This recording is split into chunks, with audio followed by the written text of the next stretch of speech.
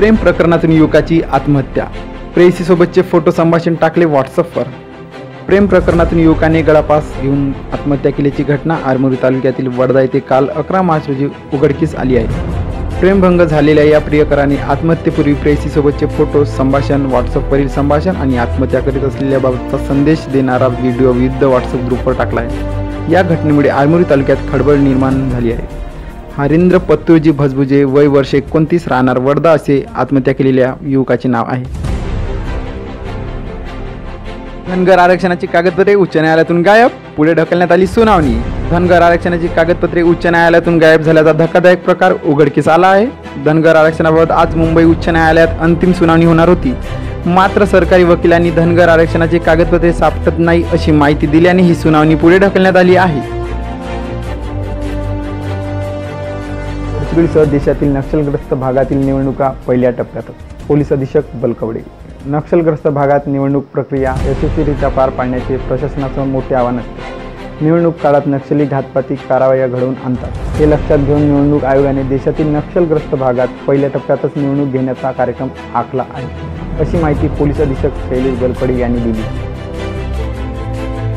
आचारसंहितेमुळे तेंदू लिलावाची प्रक्रिया थांबणार, मजुरावर कोसळणार संकट।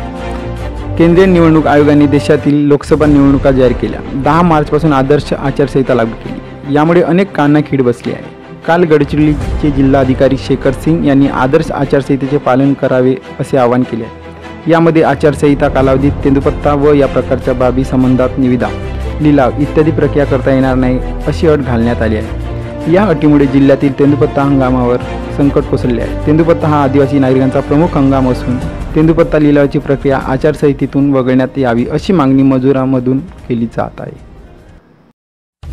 काँग्रेसचे ज्येष्ठ नेते राधाकृष्ण विखे पाटील यांचे चिरंजीव डॉक्टर सुजय विखे पाटील अखेर भाजपात। विधानसभेतील विरोधी पक्षनेते आणि काँग्रेसचे ज्येष्ठ नेते राधाकृष्ण विखे पाटील यांचे चिरंजीव डॉक्टर सुजय विखे पाटील यांनी आज 12 मार्च रोजी भाजपात प्रवेश केला आहे।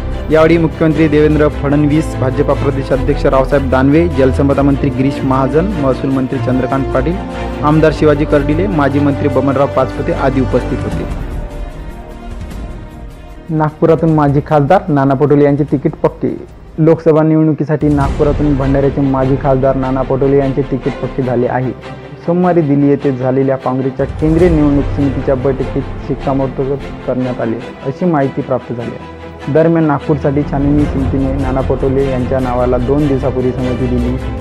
महाभूलेख संकेतस्थळावर मोबाईल नंबरची नोंदणी हटवली। महसूल विभागाच्या महाभूलेख संकेतस्थळावर सातबारा मिळवण्यासाठी OTPची पर्याय ठेवला होता, मात्र मोबाईल नंबर नोंदवल्यानंतरही OTP मिळत नसल्याने 712 8 मिळवण्यात अडथळा निर्माण झाला होता।